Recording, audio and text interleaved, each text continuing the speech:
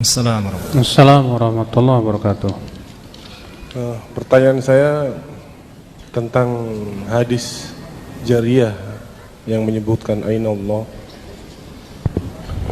Pertama, ada yang memahami hadis ini termasuk hadis ahad, Ustaz. Apa? Hadis ahad. Hadis ahad. Iya.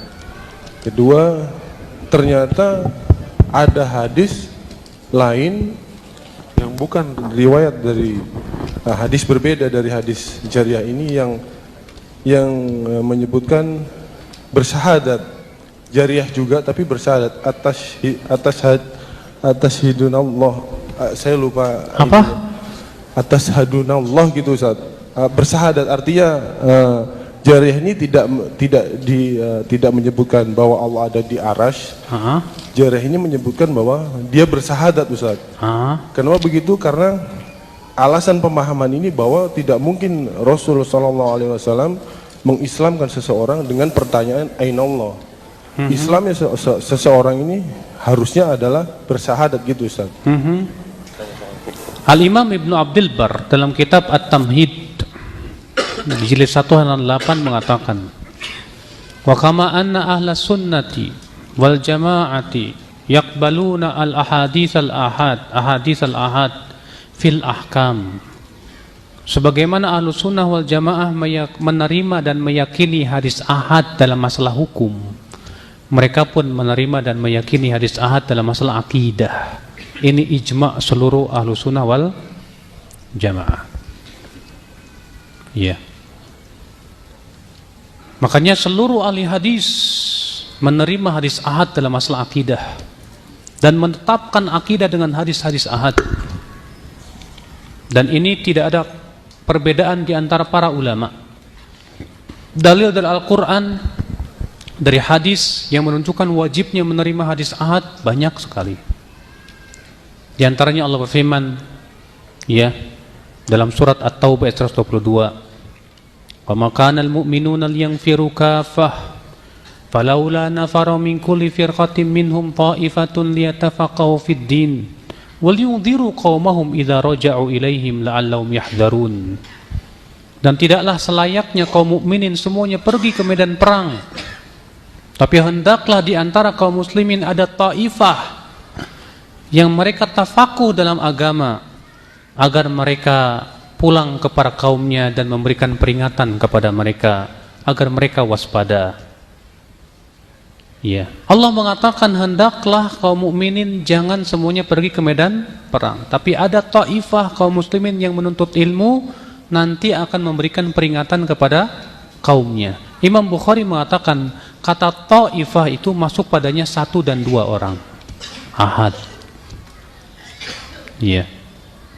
Berarti Allah mengatakan orang yang menuntut ilmu hendaklah ia kembali kemudian memberikan peringatan kepada kaumnya. Ini menunjukkan bahwa hadis ahad hujah. Di antaranya Allah berfirman dalam surat Al-Hujurat, ya ayyuhalladzina amanu in ja'akum fasiqun binaba'in fatabayyanu. Hai orang-orang yang beriman, apabila datang kepada kamu orang fasik dengan membawa berita, maka hendaklah kamu periksa dengan teliti. Allah mengatakan kalau yang datang orang fasik walaupun 1 orang wajib diteliti. Tapi kalau yang datang itu bukan orang fasik alias orang yang bertakwa, maka tidak perlu diteliti. Kata Ibnu Al-Qurtubi, ayat ini menunjukkan wajibnya menerima khobar ahad. Iya. Di antara hadis Nabi SAW mengutus Mu'adz bin Jabal seorang diri kemana? Ke Yaman. Mengajarkan apa? Akidah, la ilaha illallah.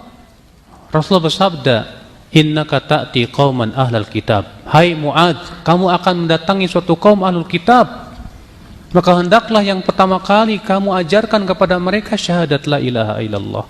Di sini Mu'adz bin Jabal sendiri, ya.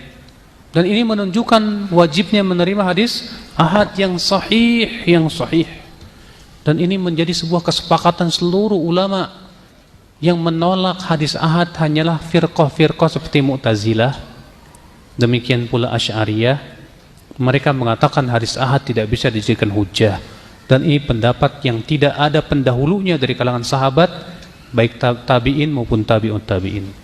Bahkan ini bertabrakan dengan ijma' Ahlussunnah seluruhnya, bahwa hadis ahad wajib diterima dalam masalah akidah maupun hukum. Perhatikanlah, dalam riwayat hadis itu tidak boleh mengambil satu riwayat, buang riwayat yang lain, Pak. Ini adalah merupakan gaya orang Yahudi kalau seperti itu.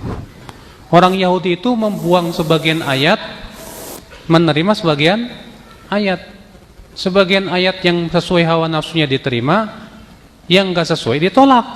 Sementara riwayat yang menyebutkan Allah berada di langit, sahih, riwayat Muslim dalam sahihnya. Maka kita katakan riwayat itu tidak bertabrakan, tapi saling melengkapi. Makanya ya tata cara pemikiran seperti tadi dengan mengatakan, tapi kan dalam riwayat yang lain tidak ada lafaz itu, tapi dalam riwayat Sahih Muslim ada. Wal muthbit muqaddam 'alan nafi. Dan kaidah mengatakan yang menetapkan ada lebih dahulukan daripada yang mengatakan tidak ada. Dan perawi-perawi yang menyatakan ada pun juga thiqat. Ya, perawi-perawi yang thiqah. Paham tidak, Pak? Iya. Cukup, Pak. Saya kira khair, Ustaz. Jazakallah khair. Ada lagi, Pak nih? Ini ada dari Mas Yopi. Silakan.